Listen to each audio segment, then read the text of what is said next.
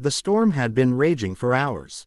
The kind of storm that turned the sky into a violent shade of black, tearing tree branches loose and leaving the road slick and nearly impossible to drive on. Cars skidded, power lines shook, and even the most confident drivers found themselves second-guessing every turn. In a small suburban town outside Chicago, Jacob Hayes tightened his grip on the steering wheel of his old pickup truck as the rain pounded like 1,000 tiny fists against the windshield. He wasn't out for himself. He rarely drove in storms this bad. But his 9-year-old daughter, Lily, had been sick all week, and he'd just returned from the pharmacy with medicine she desperately needed. Every decision Jacob made circled back to her. He was a single dad, had been for the last 6 years. His wife, Angela, had passed away when Lily was just 3, and from that moment on, Jacob's life had been about survival, sacrifice, and somehow trying to be both father and mother at once. He worked construction jobs during the day, repaired old furniture at night, and despite the struggle, never once let his daughter feel like she lacked love. As his truck crawled up the narrow, winding road leading to his modest home at the edge of town, Jacob's headlights caught a sleek black car stranded on the shoulder.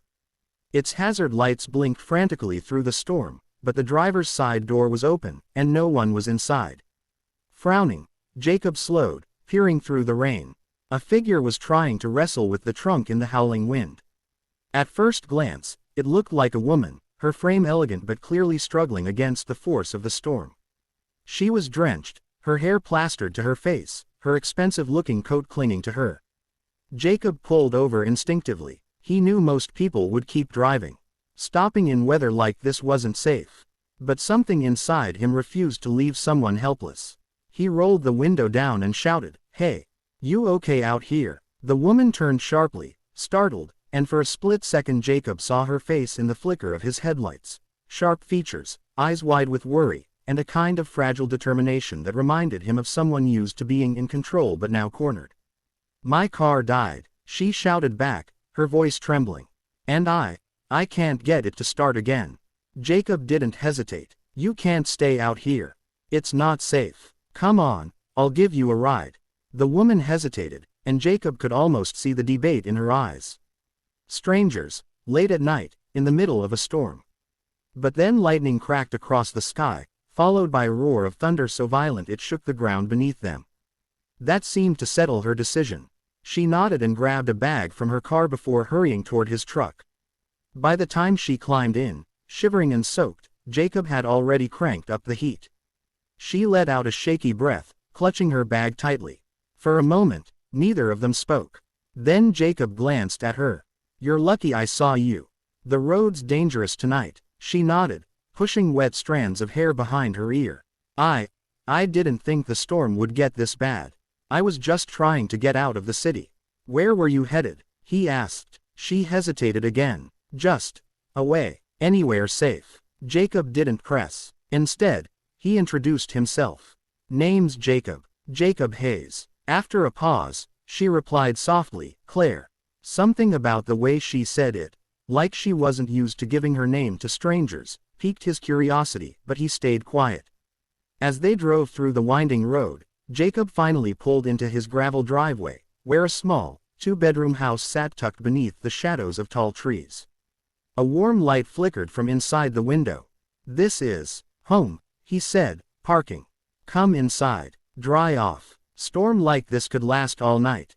Claire opened her mouth as if to protest, but another crack of thunder silenced her. She followed him inside. The warmth hit her instantly, along with the soft scent of cinnamon and wood. The little house was humble but inviting. Worn couches, books stacked haphazardly on a coffee table, a fireplace flickering, and above the mantel, a photo of a smiling little girl with curly brown hair. "Daddy," a small voice called from down the hallway. Jacob smiled. "That's my girl, Lily." A moment later, Lily appeared, rubbing her eyes. She was pale, clearly sick, wearing pajamas with cartoon stars on them. Her gaze shifted from her father to the stranger dripping water onto their carpet. "Hi there," Claire said softly, her voice instantly gentler. "Sorry to barge in. I'm just escaping the storm." Lily's lips curled into a tiny smile despite her exhaustion. "You look like a movie star." Jacob chuckled, shaking his head. "Back to bed, Lily. I've got your medicine. But Lily lingered, her gaze locked on Claire with an odd kind of curiosity, before she finally padded back to her room. Claire stood awkwardly, her designer shoes leaving wet marks on the wooden floor. I don't want to intrude. You're not, Jacob interrupted. You'd be in trouble if you stayed out there. I'll grab you a towel and some dry clothes. Minutes later, Claire was wrapped in one of Jacob's old flannel shirts, far too big for her but warm. She sat near the fire, watching Jacob move around the kitchen as he poured medicine into a spoon for Lily. The tenderness in his actions, the way he stroked his daughter's hair, the soft words he used, hit her unexpectedly hard.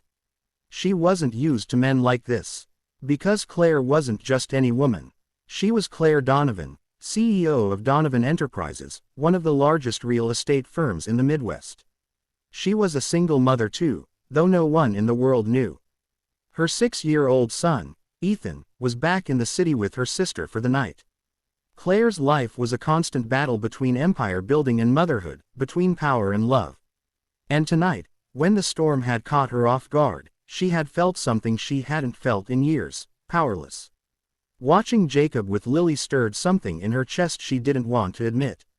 Here was a man with so little compared to her world, yet he had something she often felt she lacked: closeness, presence, warmth.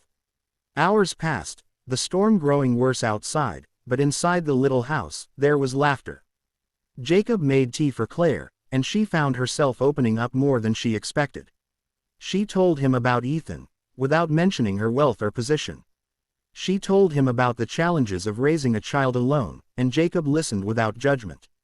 He shared his own struggles, the nights he'd gone without so Lily could eat, the loneliness that clawed at him sometimes, but always with a quiet dignity that humbled her. By midnight, Lily had fallen asleep on the couch, her head resting in Claire's lap. Jacob glanced over and saw the sight: his daughter peacefully snuggled against this stranger who seemed to fit, oddly, into their little home. Something stirred inside him, something he hadn't let himself feel in years. What neither of them knew was that this storm was just the beginning.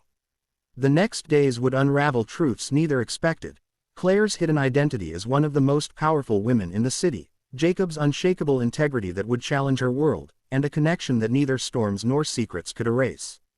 Because sometimes the most shocking thing wasn't the storm itself, but the shelter two people found in each other's hearts when they least expected it.